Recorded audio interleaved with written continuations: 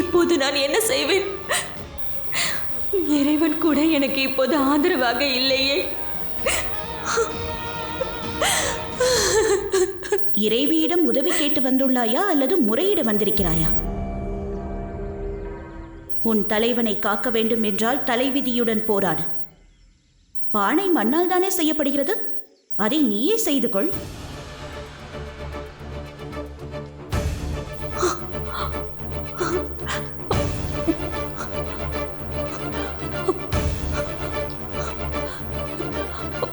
பானை செய்வதற்கு தண்ணீர் வேண்டுமே. வனம் என்றால் நீர் இருப்பது இயல்பு.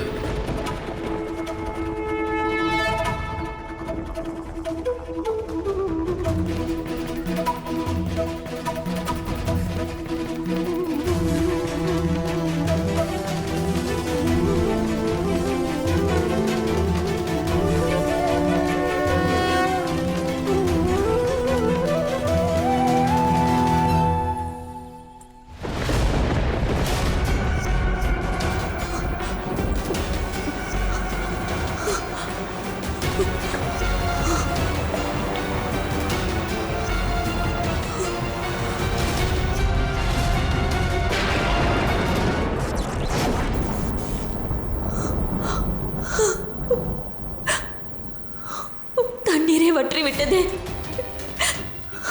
ஆனால் நீர் இல்லாமல் நான் எவ்வாறு பானை செய்வேன்? எவ்வாறு நான் பானை எடுத்து செல்வேன்? உனது கண்ணீரை சிந்தி நீ நீரை வீணடிக்கிறாய். எனவேதான் உலகத்தினர் அனைவரும் உரைப்பார்கள், பெண்ணின் கண்ணீர் அவளது பலவீனம் என்பார்கள். இன்று நீ அதை மாற்றிக் காட்டு. பெண்ணின் கண்ணீரை பலமாக மாற்றிக் காட்டு.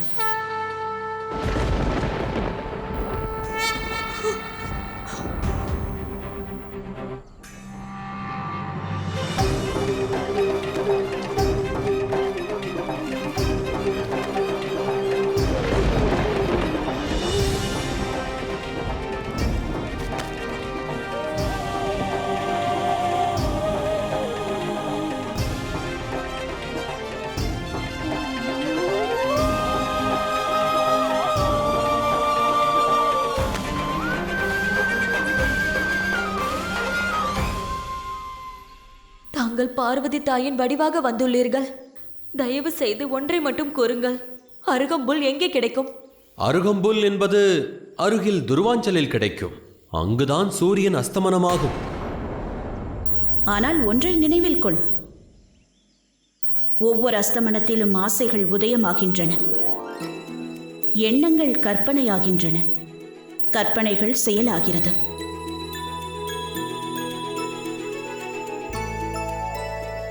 தங்கள் இருவரையும் அந்த பார்வதி தேவி ஆசீர்வதிக்கட்டும். மிக்க நன்றி.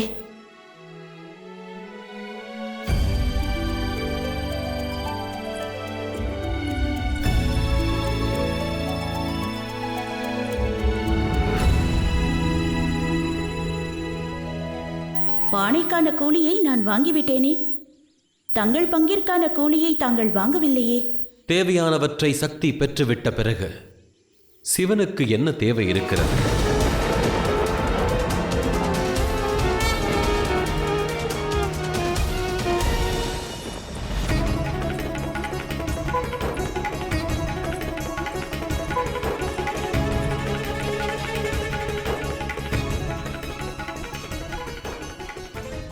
பானையை கொண்டு வந்தாயா? ஆம் தேவி, பானையும் உள்ளது, நீரும் உள்ளது. ஆனால் அருகம்புல்லை எடுத்து வரவில்லை. ஒருவர் இருந்தார். அந்த மகாதேவர் போல் எனக்கு நல்வழி காட்டினார். அவர்தான் கூறினார், துருவாஞ்சலில் சூரியன் அஸ்தமிக்குமாம், நமது ஆசையும் உதயமாகுமாம், நமது எண்ணத்திற்கு மிகவும் சக்தி உள்ளதாம், கற்பனை செயலாகுமாம்.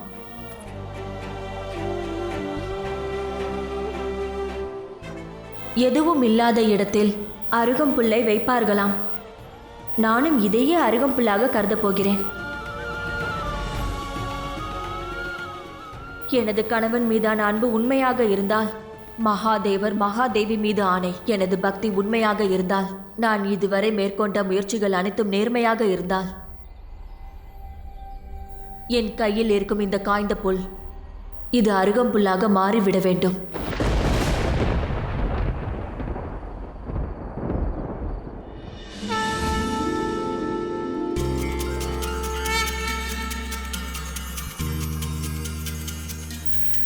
உனது தூய்மையான எண்ணத்தினால் உனது கணவர் நிச்சயம் உயிர் பிழைப்பார். ஆனால் ஒரு திருமணமான பெண் ஒப்பனையுடன் வேண்டிக் கொண்டால் வேண்டுதலின் சக்தி மேலும் அதிகரிக்கும்.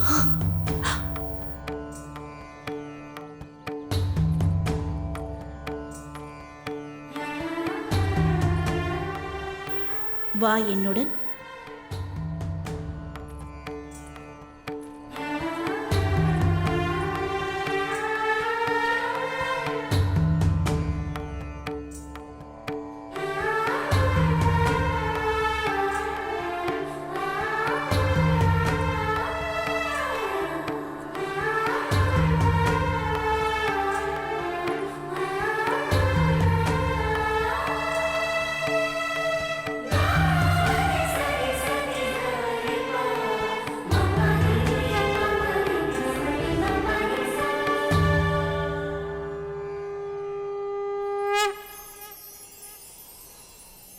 இப்பொழுது உன் கற்பனையில் இந்த நீரை உயிராக நினைத்து உன் கணவரின் மீது ஊற்று.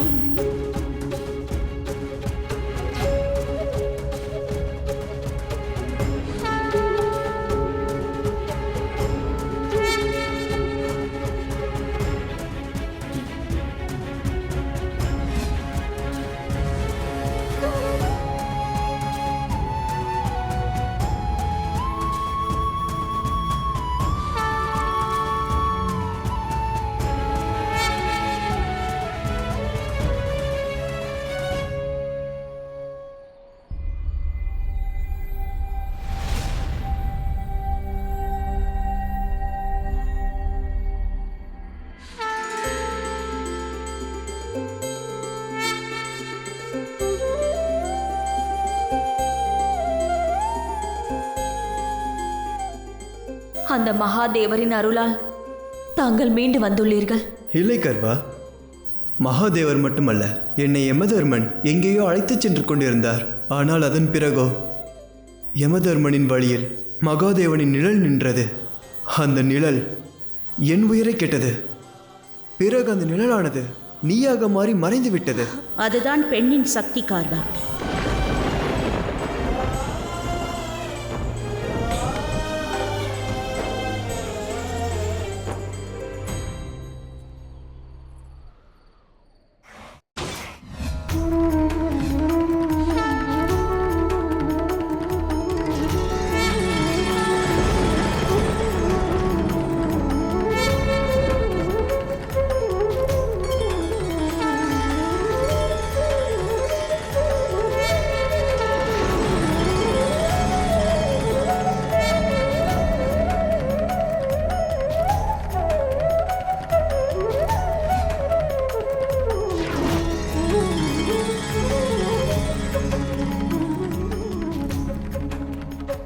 சில ஆண்கள் தவறாக புரிந்து கொண்டிருக்கிறார்கள்.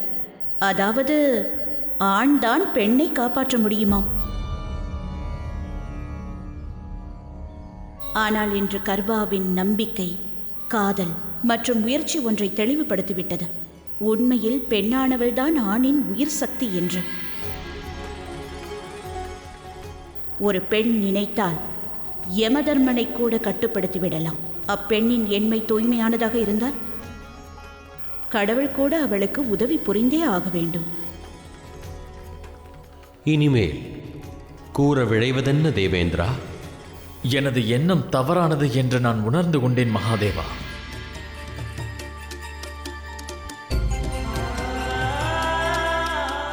இன்று கார்த்திகை மாதம் சதுர்த்தி நாள்.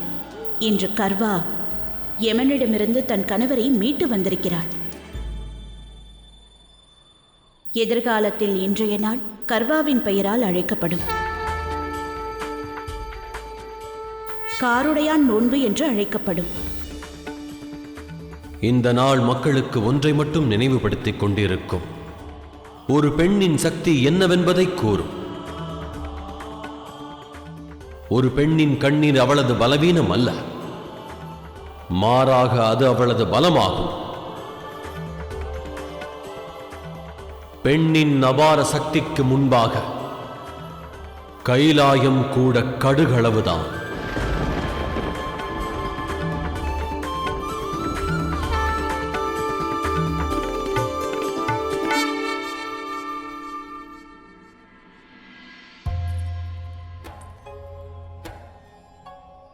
தந்தையே, தாய் இதுவரை எதுவும் உண்ணவும் இல்லை, அருந்தவும் இல்லை.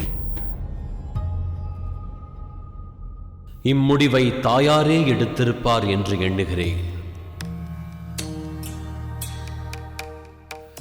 நீரருந்தா விரதத்தின் சக்தியை பெறுவதற்காக. ஆனால் பசியோடு இருப்பதால் எப்படி சக்தி கிடைக்கும்? உணவினால் உடல் பலம் மட்டும்தான் கிடைக்கும் குமரா. ஆனால் சக்தியானது எண்ணத்தினால் உருவாகக்கூடியது.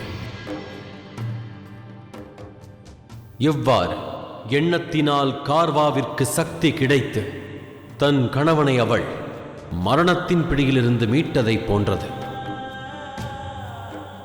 அன்னம் உணவாகும், ஆனால் நீரோ அதற்கு உயிராகும். அதனால்தான் நீர் அருந்தாமல் ஏதேனும் ஒன்றை நாம் வேண்டிக் கொண்டால் ஆன்ம பலம் என்பது அதிகரிக்கும். வேறெங்குமிருந்தும் உணவு கிடைக்க இயலாமல் போனதால் ஒருவரின் உள்ளத்தின் சக்தி என்பது பெருகிவிடும். தேவேந்திரனுக்கு பெண்ணின் சக்தியை உணர்த்த வேண்டும் என்ற காரணத்தினால் உனதன்னை நீரருந்தா விரதம் இருந்திருக்கிறார்.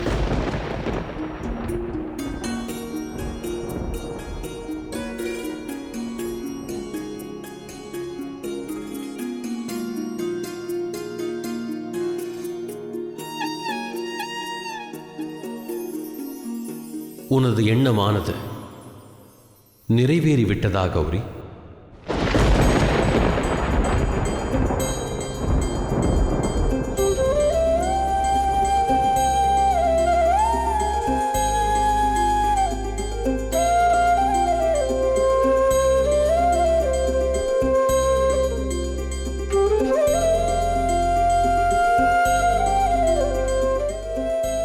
இந்த நீரை அருந்துவாயாக.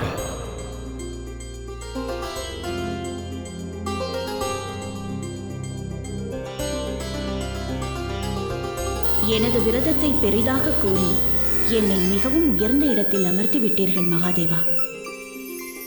மற்றவர்களிடம் அதை மறைக்கலாம், என்னிடம் அது நடக்காது. இன்று அதிகாலையிலிருந்து தாங்களும் நீர் அருந்தவில்லையே மகாதேவா.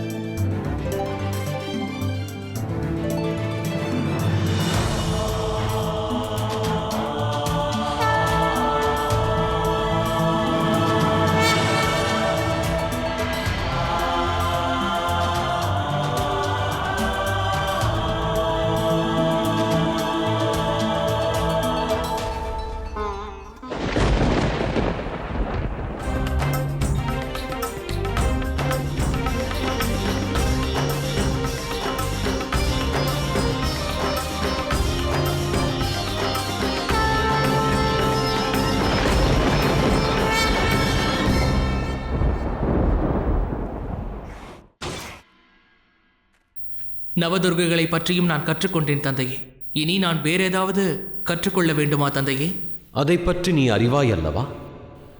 9ற்கு பிறகு வருவது 10. நவதுர்கைகளின் கதைகளுக்கு பிறகு 10 மகா வித்யாக்களின் கதை. 10 மகா வித்யாவா? அது என்ன? உனது அன்னை நவதுர்கைகளின் வடிவங்களில் மட்டுமல்ல, அதே போன்று 10 மகா வித்யாக்களின் உருவமாகவும் இருக்கிறாள்.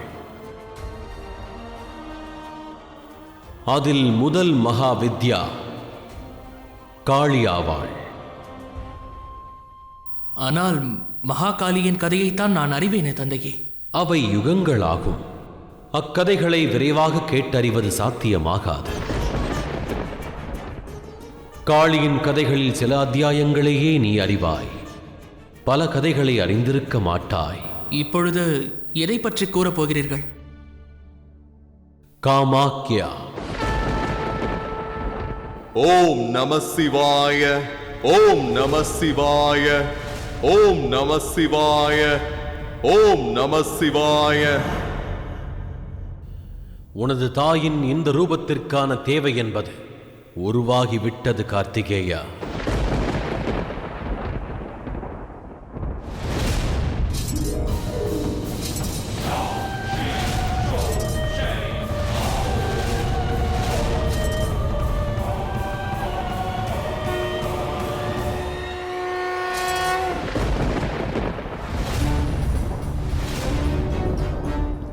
மீண்டும் ஒரு கனவு, மீண்டும் ஒரு உணர்வு,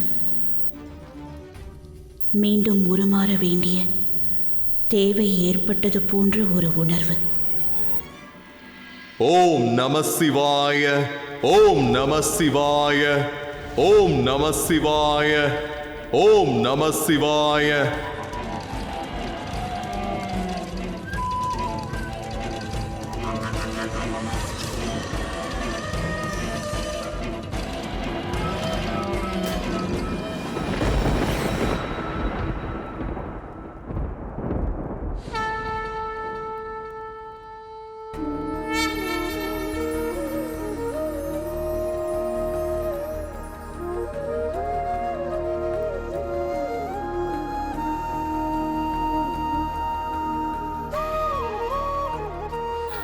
கூறு நரகாசுரா, உனக்கு என்ன வரம் வேண்டும்? தாங்கள் எதுவும் அருள வேண்டாம்.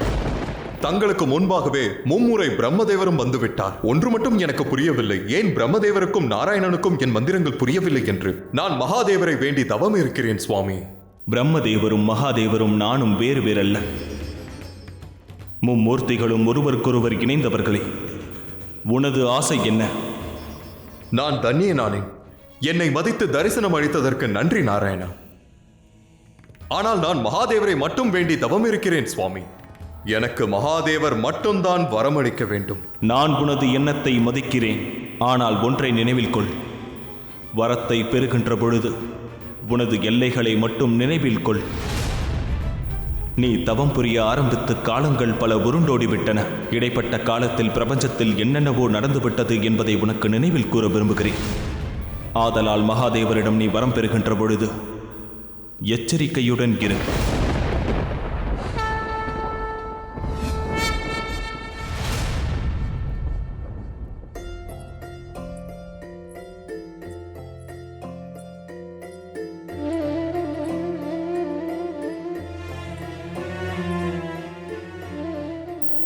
என்னவாயிற்று மகாதேவா? இன்று ஆனந்த தாண்டவம் ஆட வேண்டும் என்ற எண்ணம் இல்லையா? எனக்கு தெரியும், இம்முறையும் நான் கண்டது தங்களுக்கு தெரியும். ஆனால் இம்முறை என் மனதில் எந்த குழப்பமும் எந்த சந்தேகமும் இல்லை. பிறகு ஏன் என்னிடம் தாங்கள் மறைக்கிறீர்கள்? ஏன் கூற மறுக்கிறீர்கள்? கனவின் வாயிலாக ஏதேனும் ஒன்றை உனக்கு உணர்த்தத்தான் இயலும் கௌரி. அவ்வாறு நான் உணர்த்தியதை செயலாற்றுவாய். அதை நன்கறிவேன். இம்முறை ஆனந்த தாண்டவம் ஆட வேண்டியது உனக்கானதாகும். அப்படியென்றால் அனைத்தையும் தாங்கள் அறிவீர்கள். ஒரு மரத்திலிருந்து நிச்சயம் கனி கிடைக்கும் என்பதை நான் அறிவேன். எவ்வாறு, எப்பொழுது, எங்கே, இதனை மகாகாளியே கண்டறிய வேண்டும்.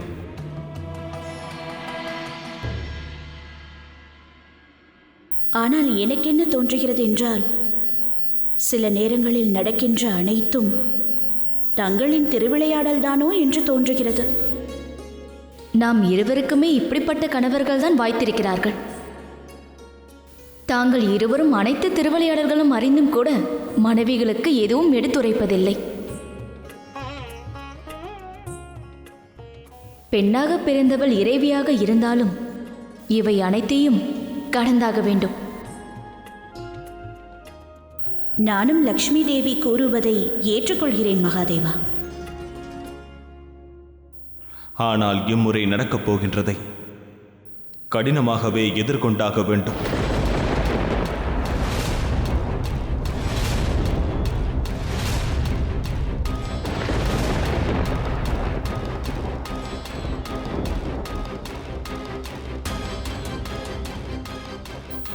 மகாதேவரின் முறை இனிதான் வரப்போகின்றது.